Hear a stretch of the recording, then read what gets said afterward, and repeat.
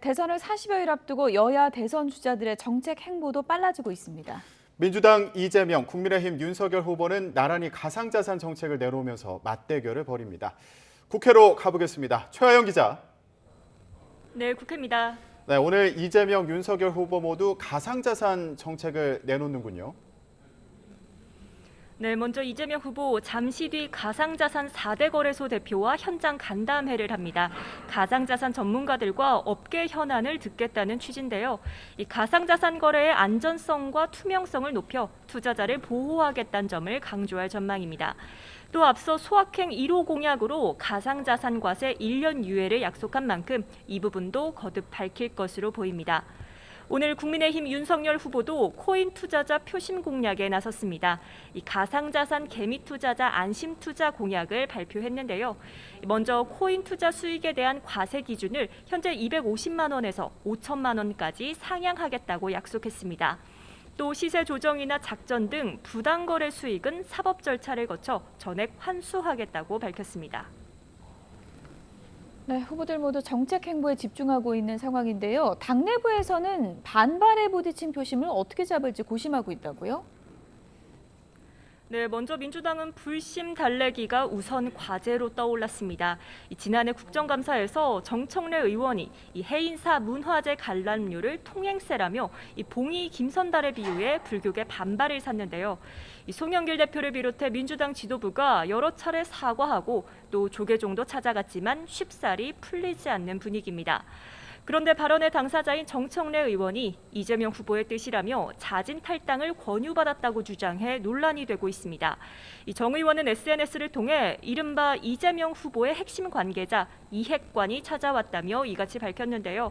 그러면서 자신의 사전에 탈당은 없다고 단호하게 거절하고 돌려보냈다며 여러 달 동안 당내에서 지속해서 괴롭힌다고 불쾌감을 표했습니다. 국민의힘에선 이수정 경기대 교수가 선대본부 여성본부 고문을 그만두기로 했습니다. 김건희 씨의 7시간 통화 녹음에 포함된 미투 관련 발언을 대신 사과한 것이 논란이 되자 스스로 물러난 건데요. 당내에선 윤석열 후보도 직접 언급하지 않은 상황에서 먼저 나서서 사과한 것을 두고 갑론을박이 벌어졌던 것으로 전해집니다. 국민의힘 20대 남성 지지층에 이탈을 우려한 것으로 보입니다. 다만 이 교수는 이번 사의 표명은 윤석열 후보에 대한 지지 철회는 아니라며 정권 교체는 꼭 이루어져야 한다고 밝혔습니다.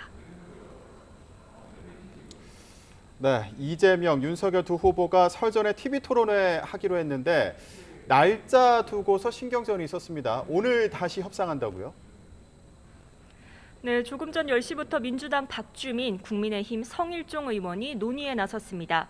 일단 설 전에 양자 TV 토론을 하자는 데는 합의했지만 27일이냐, 31일이냐를 두고 기싸움을 벌였는데요.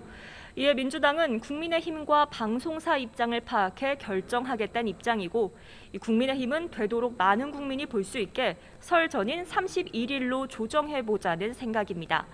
일단 두 당의 협의 결과에 따라 양자 TV 토론 날짜가 정해질 것으로 보이는데 토론에 참여하지 못한 국민의당과 정의당의 반발도 거셉니다.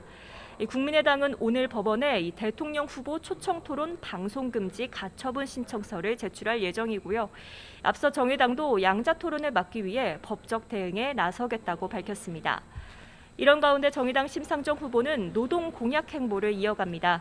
보건의료 노동자와 만나 공공의료와 보건의료 인력 확충을 강조하고 최태원 대한상의 회장과도 만나 주 4일제 또 중대재해기업 처벌법 등을 논의할 예정입니다. 국민의당 안철수 후보는 대전을 방문해 카이스트에서 과학기술 혁신 공약 토론회를 열고요. 새로운 물결 김동연 후보는 대학교에서 간담회를 하고 코딩 교육 스타트업을 방문해 청년 공약 행보를 이어갑니다. 지금까지 국회에서 전해드렸습니다.